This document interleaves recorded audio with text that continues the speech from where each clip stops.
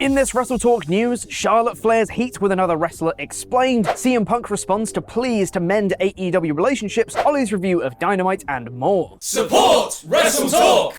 2022 is almost over, and shockingly enough, the Omni Flair has been significantly less Omni this year, with Charlotte only wrestling in the first half of the year for WWE, her last match being at the beginning of May at WrestleMania Backlash, where she dropped the SmackDown Women's title to Ronda Rousey in an I Quit match. Question marks have circled around her since then, with speculation from fans ranging from her taking time off, being upset with WWE, being upset with other wrestlers, an injury, supporting her husband Andrade El Idolo while he does all the things he's doing in AEW, joining AEW and leaving WWE altogether. There's been a lot of chatter, but not much substance regarding her absence. And while there still isn't much concrete evidence of anything aside from it nearly being the time of year when people return more often than not, there's been some talk about her deteriorating relationships within WWE, namely with her former friend and occasional tag partner sometimes in Becky Lynch. It's well known their friendship over time has eroded away somewhat, culminating in the whole title switch segment nonsense from last year, where Charlotte refused to engage and dropped her title on the floor. But now there's a bit more context to it. Becky's ex-boyfriend Jeff Dye appeared on Wrestling with Freddie and discussed Charlotte's jealousy regarding Lynch's rising success in the company. I think it's like comedy or show business. You get competitive. Charlotte had a difficult time that Becky was starting to become the face of the female wrestling thing. Dye also noted that at the time,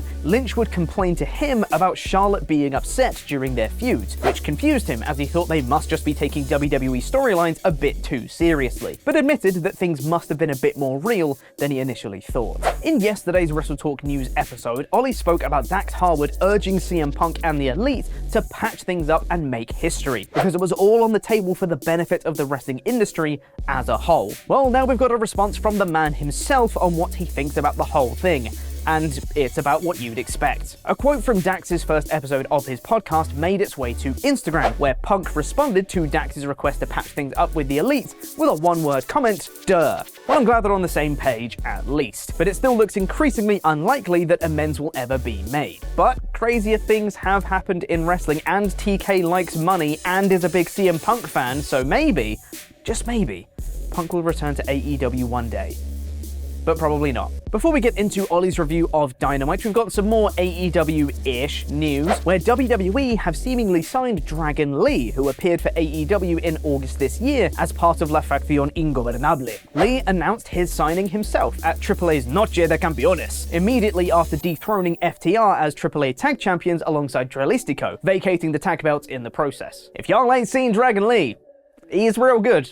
Like, real good. I'd be very excited to see what WWE can do with them, though their track record with Lucha Libre stars isn't exactly great. Then again, hopefully Triple H can do a little better than Vince did. If you're enjoying the WrestleTalk news, make sure to give us a subscribe and like the video. We're getting back into the swing of things following Christmas, so we'll be getting back to daily wrestling news videos and a bunch of other fun content too. Look forward to what's going to happen in 2023. Now, hot tag to Ollie.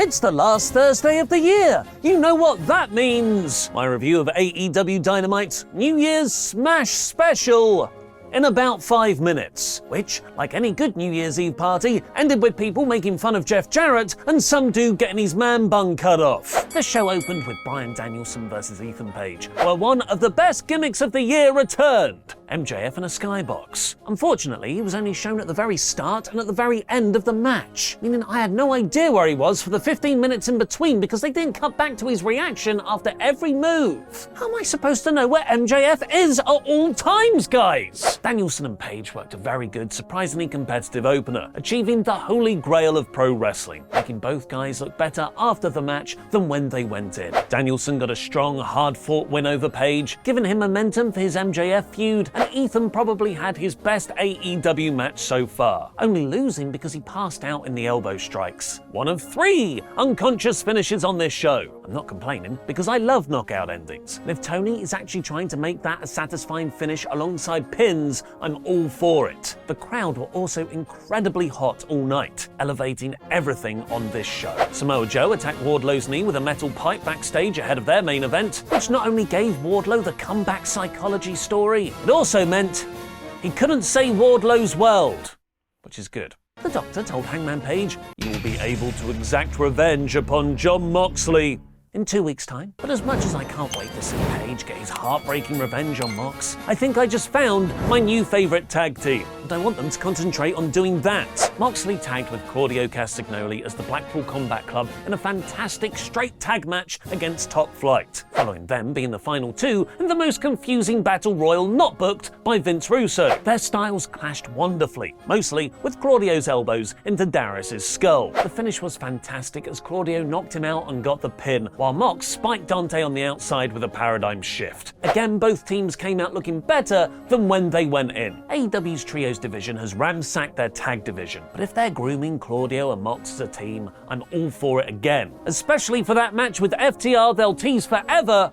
and then just do on a throwaway episode of Dynamite. Hook continued his momentum of returning to TV 2 weeks ago with a squash match victory over Balaam Lynx, who was then confronted by wrestling's worst faction, The Firm. But that did provide Hook's latest cool thing, him totally no-selling the size of The Firm's Big Willie. Look at that enormous Willie! Jungle Boy ran down for the save with a 2x4.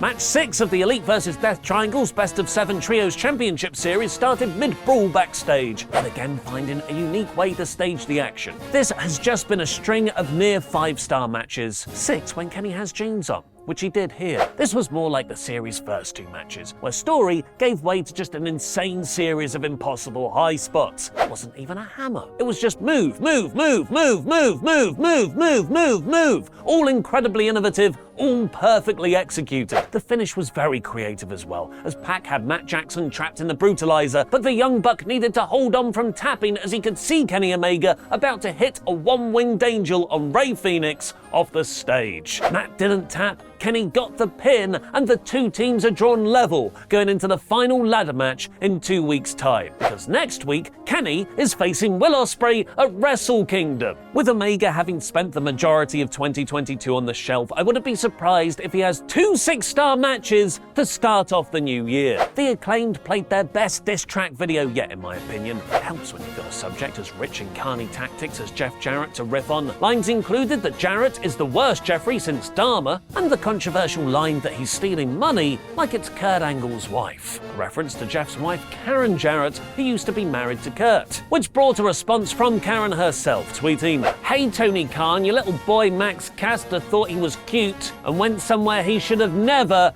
ever gone. You and him have no idea what you've gotten started." Which in Carney speak means, Jeff and I are trying to work me into a program so she can appear on TV too. My favourite line, however, was when Caster said he's scheming like Global Force Gold. A wonderful deep cut, and when Jarrett tried to sell gold.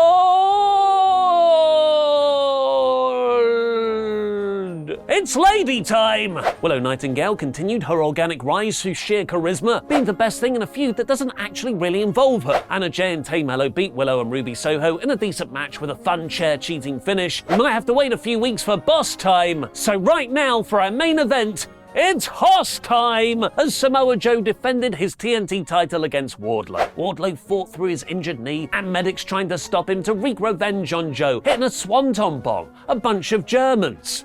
The suplex is not the people, and a very impressive moonsault off the turnbuckle, but his knee buckled after a powerbomb, letting Joe chop block him and make him pass out in a submission. This was an awesomely structured match, positioning Joe as a calculated bastard, letting Wardlow regain some of that babyface momentum he's lost throughout the year. I'm glad Joe retained too, as otherwise it would have felt like he was just holding the belt to reheat Wardlow, but it wasn't done there. Joe took out Wardlow with both belts after the match, knocked out the referee, and then cut Wardlow's ponytail off with scissors. Joe, that's not what scissor me daddy ass means! Being the hardcore daredevil babyface he is, Darby Allin carefully waited until Joe had put the scissors down before making the save. Dude, you couldn't have come out just 30 seconds before to save Wardlow's hair? This accomplished a lot. Joe came off incredibly strong, Wardlow has the opportunity to repackage himself with a new look, and we're likely getting Darby versus Joe, which was an excellent match earlier this month. Joe did decisively win that bout though, so we'll presumably